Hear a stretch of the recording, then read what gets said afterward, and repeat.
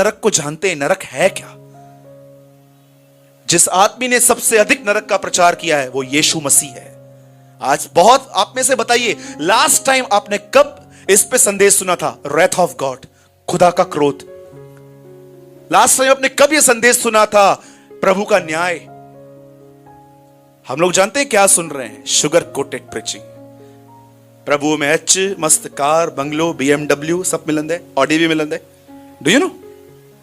आप जानते हैं नरक क्या है? अब मैं आपको एक लास्ट बात बता के मैं इस मैसेज को फिनिश कर रहा हूं और एक चीज बताऊंगा, सुनिए। लिसन, नरक क्या है? और अगर आपको लगता है कि बिलीवर वहां नहीं जा सकता, तो मैं आपको बताना चाहता हूं, पास्टर, प्रीचर, बिलीवर तीनों जा सकते हैं वहां पर। बताइए, जो 5 स्त्रियां रह गई कुंवारियां, उन्हें क्या कहा गया? मैं तुम्हें 7:21 में 3 लोग आते हैं, दुष्ट आत्मा निकालने वाले, भविष्यवाणी करने वाले, अद्भुत काम करने वाले। यीशु उनको क्या कहता है? मैं तुम्हें, प्रीचर भी जा सकता है, बिलीवर भी जा सकता है।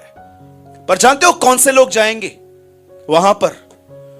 वो नहीं जो पापी हैं, पर वो जो अपने पाप में ईमानदार नहीं है। एक ऐसे होते हैं जो गुनाह को नहीं मानते, और एक ऐसे होते हैं जो गुनाहों को मान लेते हैं। मैं ये विश्वास करता हूं स्वर्ग ईमानदार लोगों के लिए है, जो मान लेते हैं और खुदा के सामने रोते हैं। और ये परफेक्ट वो खुद ही करेगा हमें, उसकी आप चिंता मत करो। पर क्या एटलीस्ट आप उसके सामने रोते हैं कि प्रभु मुझे यहां से निकाल? Tell me. 3 चित्र हैं बाइबल के अंदर नरक के। पहली चीज, प्रकाशित वाक्य में लिखा है वहां पर एक नदी है जिसमें सारा दिन आग बहती है। दूसरी चीज वहां लिखा है वहां पर कीड़ा है। अब मुझे नहीं पता है कि जैसे पानी में मछलियां होती है वहां पर भी कीड़ा है, और यीशु कहता है वो बदन में से अंदर घुसता है, काटता है, फिर निकल जाता है। और जो तीसरी चीज है, ये इन दोनों से भयानक है। आप जानते हैं तीसरी चीज क्या है? हैरान हो जाएंगे आप सुन के। नरक में खुदा का, नरक में परमेश्वर की कोई दया नहीं है। That's a most horrible thing। एक बार इंसान अगर वहां पहुंचा, वो प्रभु को वहां पर कितना भी पुकारे, आपको पता है जैसे इंसान नरक में पैर रखता है उसको वहां समझ में आ जाता है मैं यहां पर क्यों हूं। जानते हो, एक धनवान वहां गया और वहां पर जाके जानते हैं क्या बोलता है? प्रभु किसी को भेज ताकि मेरे भाई पश्चाताप करें। उसे 1 सेकंड में वहां पर समझ में आ गया मैं यहां पर पाप की वजह से हूं। On the spot. और जानते हैं प्रभु इब्राहिम उसे क्या कहता है? सुन, उनके पास पुस्तकें हैं, उसको पढ़े। बोलो यीशु मसीह की। नरक के अंदर सबसे खतरनाक और गंदी चीज यह है, इंसान वहां पर प्रभु को कितना भी पुकारे, मैं नहीं करूंगा, मुझे एक मौका दे, चटका लग रहा है प्रभु, नहीं प्रभु छोड़, कोई शब्द स्वर्ग तक नहीं पहुंचता। इब्राहिम ये कहता है तुम्हारे और मेरे बीच में गड्ढा ठहराया गया है, कोई न यहां आता है न कोई वहां जाता है। आप में से जितने भी लोग चाहिए नया जन्म, नए जन्म का मतलब है सोच का नया होना। आप में से जितने भी लोग एक नया जन्म पाना चाहते हैं, मैं आपको बताता हूं आप क्या कीजिए। इसे उठाइए पहले और उसको पढ़िए मत, इसे खाइए। खाने का मतलब समझते? प्रकाशित वाक्य की अंतिम, बाइबल की अंतिम पुस्तक में यूहन्ना कहता है, प्रभु कहता है इस पुस्तक को खा ले, ये तुझे मीठी लगेगी पर बाद में कड़वी हो जाएगी। जानते उसको खाने का मतलब क्या होता है? आप सिर्फ इसे पढ़ते नहीं है जैसे आज तक आप बहुत सारे लोग नॉवेल और मैगजीन की तरह पढ़ते हैं। कई बार मैं लोगों से पूछता हूं कि कोई सवाल है? कोई सवाल ही नहीं है। इसका मतलब कोई पढ़ ही नहीं रहा है, क्योंकि ऐसा तो हो नहीं सकता कि आप में से सब लोगों ने पूरी बाइबल समझ ली। अगर आपने पूरी समझ ली है तो आप मुझे एड्रेस और नंबर दीजिए, मेरे बहुत क्वेश्चन है, मैं आपके पास आऊंगा पूछने के लिए। जरा बताओ तो, जब आदम और हवा जब पाप कर रही थी तो आदम कहां था? उधर पास में ही खड़ा था कि कहीं दूर था? ऐसे बहुत सारे सवाल है मेरे अंदर, न्यूमरस क्वेश्चंस है मेरे अंदर। कि जब हवा फल खा रही थी तो आदम ने उसको रोका क्यों नहीं? वो कहां था? हाथी पे बैठ के घूम रहा था क्या? किधर था आखिर वो? बहुत सारे सवाल हैं। मैं आपसे कहता हूं इस वचन को उठाओ मत, इसको पढ़ो, परमेश्वर से कहो प्रभु मुझे इसे अंदर लेना सिखा।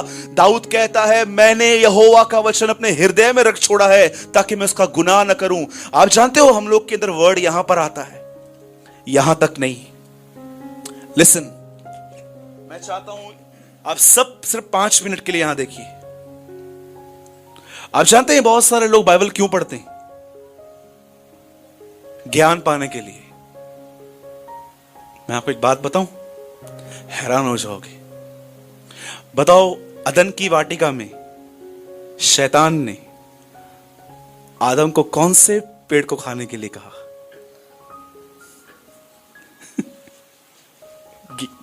ज्ञान की। कौन सा पेड़ छुपाया गया? बताओ, ये ज्ञान और जीवन का वृक्ष है क्या? अरे ये सिर्फ पेड़ नहीं है, ये 2 तरीके हैं जिंदगी जीने के। एक ये है कि मेरे पास सब चीजों का ज्ञान है, सही क्या है गलत क्या है मैं खुदा से कुछ नहीं पूछूंगा, मैं अपने आप में खुदा हूं। लेकिन जानते हो जीवन का वृक्ष क्या है? मुझे कुछ नहीं पता है, मैं उस परमेश्वर पर निर्भर हूं जो जीवन का रचयिता है। और जानते हो ज्ञान पाना कितना आसान है। आप किसी के साथ भी बैठो, आप बाइबल पढ़ो, आपको ज्ञान मिल जाएगा। जीवन जानते कैसे मिलता है? कितनों के बाद जानते हैं उस पेड़ के आजू बाजू क्या घूम रही थी? ज्वालामय तलवारें। इसका मतलब क्या है? अगर तुम्हें जीवन चाहिए तो सबसे पहले तलवार तुम पर चलेगी। और जानते हो ये तलवार कौन सी है? इब्रानियों 4:12 में लिखा है प्रभु का वचन तलवार है जो तुम्हारी प्राण और आत्मा को अलग अलग करता है। याद रखो, जब आप बाइबल को इसलिए पढ़ोगे कि क्या क्या लिखा है ये अलग बात है, लेकिन जब आप इसे जीवन के लिए पढ़ोगे कि मुझे इस पे चलना है, तब ये तलवार आपको अंदर से काटेगी। सोचो, किसी ने आपको परेशान किया है और प्रभु का वचन आपको कहता है उन्हें माफ करो। कैसे वो तलवार हमें काटती है। ये लोग परेशान भी क्यों होता हूं और माफ भी माफ क्या? You know? कितने लोग हैं जिन पे तलवार चल रही है? हाँ जी,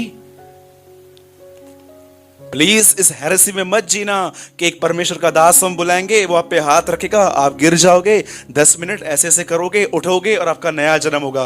पतरस कहता है हर व्यक्ति का नया जन्म वचन के द्वारा होता है। और ये वचन पढ़िए, इसे समय दीजिए, इसे अपने अंदर लीजिए। एक लास्ट लाइन कहता हूं और मैं फिनिश कर रहा हूं। कितनों के बाद जानते हैं भजन संहिता 119 किसने लिखा है? 119।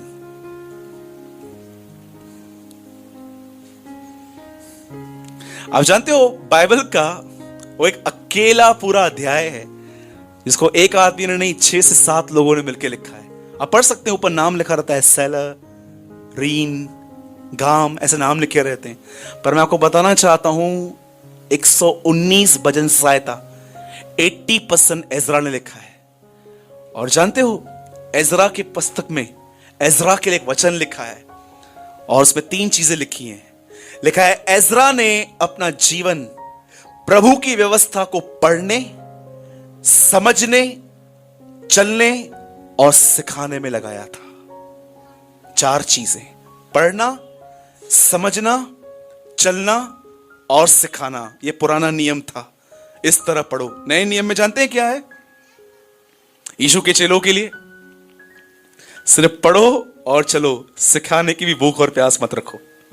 तुम इसलिए मत पढ़ो क्योंकि तुम्हें सिखाना है, तुम इसलिए पढ़ो ताकि तुम उस पर चलो और मेरे करीब आ सको। तो कितने लोग समझे आज नया जन्म? बोलो नया जन्म। एक और चिन्ह दूं नया जन्म न होने का? एक्सेप्ट करेंगे? पक्का? थोड़ा पेनफुल है। कभी आप शादी में गए? जितने लोग गए एक बार वंस कभी भी किसकी भी शादी पे जरा हाथ तो उठाइए। ऐसे ही गए, घुस के गए, कैसे गए? थोड़ा हाथ उठाइए। बगैर काट के चले गए? शादी पे गए थे ना? कभी आपके साथ ऐसा हुआ कि जिस शादी में आप गए थे, जिसने आपको इनवाइट किया था, उस शादी में वो आप पे थोड़ा विशेष ध्यान नहीं दे रहा था? और ये देख के आपको हर्ट हो रहा था, एक बार आपके बाजू से निकल गया, और जितना जितना आप उसको देखोगे ना, उसको आइसक्रीम दे रहा है, उसको कुल्फी दे रहा है, मेरे पास कुछ भी नहीं लाया है देख अभी तक।